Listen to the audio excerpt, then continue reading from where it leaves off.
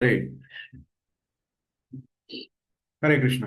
तो आज हम देखेंगे कि जप में हम अपनी भाव कैसे उद्धरित कर सकते हैं। पहली बार में वो भाव उद्धरित नहीं होंगे। उद्धरित मतलब कैसे लेके आ सकते हैं उसको, फीलिंग कृष्णा इन जप। और जप में कृष्ण को ही कैसे हम उनको उनका एक साक्षात्कार ले सकते हैं या उनका एक अनुभव ले सकते हैं, ये हम देखेंगे। तो हम देखते हैं कि हम डेली जप कर रहे हैं और बट हमें कुछ फील नहीं होता है। मतलब एक जस्ट एक माला हम कर रहे हैं, बट कृष्ण का आभास या कृष्ण की जो भी अनुभूति नहीं हो रही है। तो श्रील प्रभुपाद, भक्ति वेदांत स्वामी प्रभुपाद के जो गुरु महाराज थे, भक्ति सिद्धांत सरस्वती ठाकुर, उनको एक शिष्य ने पूछा कि मैं जप कर रहा हूँ, मुझे कृष्ण का अनुभव नहीं हो रहा है, अनुभूति नहीं हो रही है, तो वो क्यों हो रहा है, ऐसे उन्होंने पूछा। ठीक है, हम लोग अपना जप करते हैं, 2 राउंड 4 राउंड जितने भी हम करते हैं, और बाद में फिर भी हमें लगता है कि हमारा एक्सपीरियंस बहुत ड्राई रहा है। ड्राई मतलब कुछ अनुभूति नहीं हो रही। तो भक्ति सिद्धांत सरस्वती ठाकुर ने उनको बताया कि इसका क्या रीजन है। ठीक है, जब हम भ- भक्तों का भक्ति करते हैं या भक्ति में कोई भी चीज करते हैं, और हम भगवान के साथ नहीं, भगवान और उनके भक्तों के साथ नहीं जुड़ते हैं, तो हमें कृष्ण की अनुभूति होने में डिफिकल्टी होती है।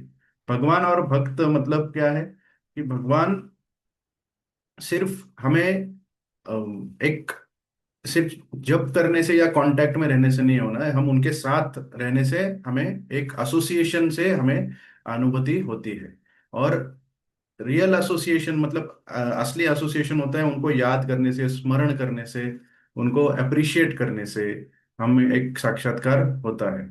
ठीक है, तो दो मिस्टेक्स हम करते हैं कि भगवान के साथ जुड़ना, वो जब भगवान और उनके भक्तों के साथ जुड़ना, जो उनकी भक्ति करते हैं या उनके बारे में पढ़ना, वो वो हम नहीं करते। और एक दूसरा, एक सबसे इम्पोर्टेंट रीजन होता है कि हम एक बाकी चीज हमारे मन में लेके आते हैं। जैसे जब के टाइम पे बहुत सारे डिस्ट्रैक्शंस होते हैं और उसका हम ज्यादा एसोसिएशन करते हैं। ये दो चीजें होती हैं जिसकी वजह से हमें जप में हमें अनुभूति नहीं हो रही, या एक तरह से हमें जप में इंटरेस्ट नहीं आ रहा है, एक तरह से आप बोल सकते हैं।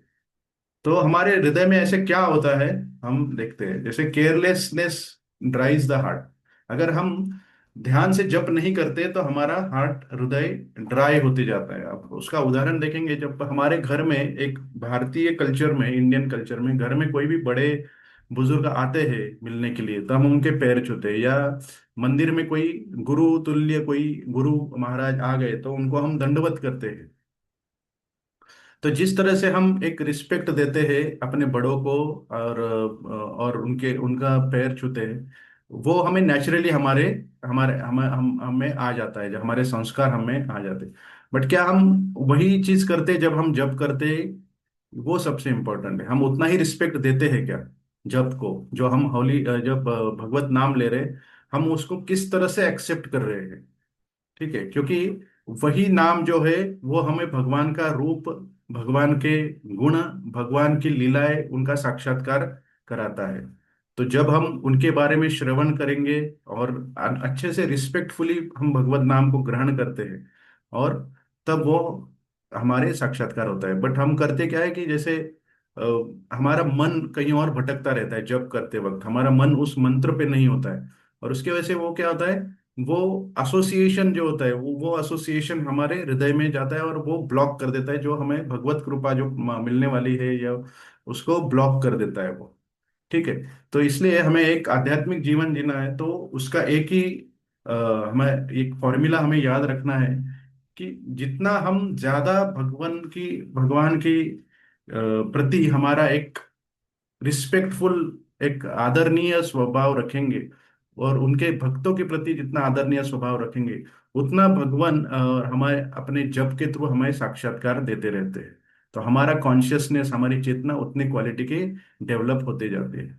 ठीक है, तो आप ये कॉन्शियसनेस डेवलपमेंट मतलब क्या होता है, जैसे शास्त्रों में बताया गया है कि जो भगवान नाम करते हुए, जो हाथ उठा के जो कीर्तन करते हुए, उनको वो अरबपति या बहुत अमीर बताया गया है, उनको बिलियनियर बताया गया है।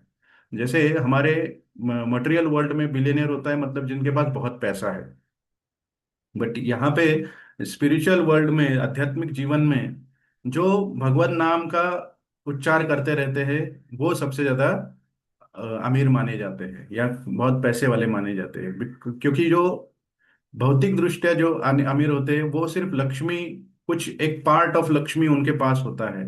बट ये जो भगवान का नाम लेते हैं, तो जिनके हृदय में लक्ष्मी निवास करती है, ऐसे लक्ष्मीपति भगवान विष्णु, वो उनके साथ एसोसिएट करते रहते हैं। ठीक है। तो उसके लिए ये हमें ये ध्यान रखना है कि ये जो होली नेम जो है भगवान नाम में, उसमें एक ऐसी शक्ति है जो कृष्ण प्रेम को जागृत कर सकती है।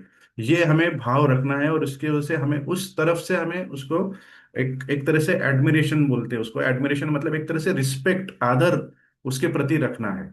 और ये आदर हम जब रखेंगे तब हमारा एक सिंसियरिटी जो होता है, एक प्रामाणिकता होती है जब करते वक्त, ये हमारी बढ़ती जाती है। और ये ग्रेजुअली, ये धीरे धीरे करके बढ़ती है, वो एक साथ में एक दिन में नहीं होगा। तो ये एक डेली प्रैक्टिस है, हमने देखा है अभ्यास योगी ना। तो ये डेली करने की चीज है, डेली एक रिस्पेक्ट हमें लेना है। ठीक है। तो ट्रांसफॉर्मेशन जो होता है, ये जो चेंज होता है, ये एक इमेजिनेशन, एक काल्पनिक स्वरूप से नहीं होता है। ठीक है? जब हम भगवान ही हमें वो दिखाते हैं, तो इसका उदाहरण कैसे हमें याद रखना है। अब ये श्लोक आता है, ममे वांशो जीव लोके जीव भूतो सनातना मनष्ठानि इंद्रियाणि प्रकृति स्थानि कर्षति। तो हमें ये याद रखना है कि हम ममे वांशो, ममे मतलब भगवान बोल रहे हैं कि मेरे अंश, ये जो जीवात्मा है, मतलब हम लोग जो जीवात्मा है, हर तरह के जीवात्मा वो भगवान के अंश है। अंश मतलब एक पूरा होता है, और एक अंश मतलब उसका एक पार्ट होता है। तो भगवान पूर्ण है और हम उसके पार्ट हैं। ठीक है। और ये सनातन है। सनातन मतलब ये परमानेंट है, इटर्नल। इसको इसको कोई लिमिट नहीं है, उसका कोई अंत या शुरुआत नहीं है। ये सनातन है, हमेशा, हम हमेशा ही भगवान के पार्ट रहे हैं, अंश रहे हैं। और हमारा जो भाव, और या हमारा जो भगवान के साथ नाता है, वो एक तरह से हमारा सेवक का नाता है, सर्वेंट है, हम भगवान के सर्वेंट है। ये अगर हम याद रखेंगे तो हमारा एक अट्रैक्शन बढ़ता है, एक आदर बढ़ता है हमारे हरि नाम के प्रति। तो हमें जैसे भागवत में उद्धव, अक्रूर और वृंदावन की गोपियों के बारे में हम जितना ज्यादा सुनते हैं, तो हम एक अट्रैक्शन उनके प्रति, उन भक्तों के प्रति एसोसिएशन हमारा बढ़ता जाता है। और इस तरह से हमारे जप में भी एक सुधार होता रहता है। ठीक है। तो इस ये करने के बाद हमारा जप एक यांत्रिक, मैकेनिकल नहीं रहेगा। ये एक तरह से एक उसमें हमारे भाव आते जाएंगे, और हम एक डीपली जप करते जाएंगे।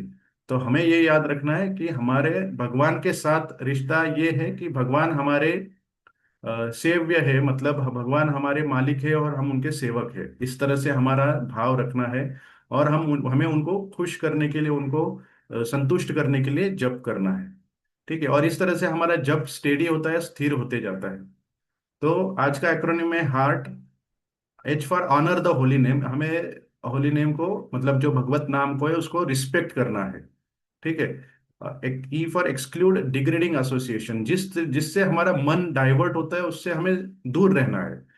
और R H A for associate with devotee. और वो कैसे दूर रह सकते हैं, हम अपना एसोसिएशन चेंज कर सकते हैं। जैसे हम डेली मॉर्निंग मिलते हैं, तो हमारा एक एक दूसरे के साथ एसोसिएशन होता है, सारे भक्त मिलके हम एक चर्चा करते हैं, जप करते हैं।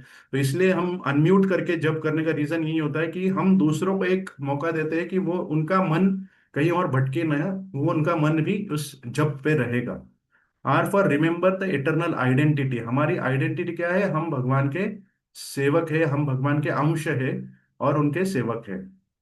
और T for treasure Krishna with in. और भगवान को हमें हृदय में रखना है, और उनको ये याद रखना है कि भगवान हमारे हृदय में हमेशा रहते हैं, इस तरह से। और ये हम करते ही तब हमारा जप स्टेडी होते जाता है। तो इस तरह से हम भगवान को हृदय में रख के आज का जप करेंगे। और आज का जप बहुत विशेष होने वाला है, बिकॉज आज है एकादशी। एकादशी बहुत ही पावन तिथि होती है भगवान नाम के लेने के लिए, और भगवान के गुण सुनने के लिए, और उनको स्मरण करने के लिए। तो इसलिए आप सबसे निवेदन है कि आप अनम्यूट करके अपना जप शुरू कर सकते हैं। हरे कृष्ण।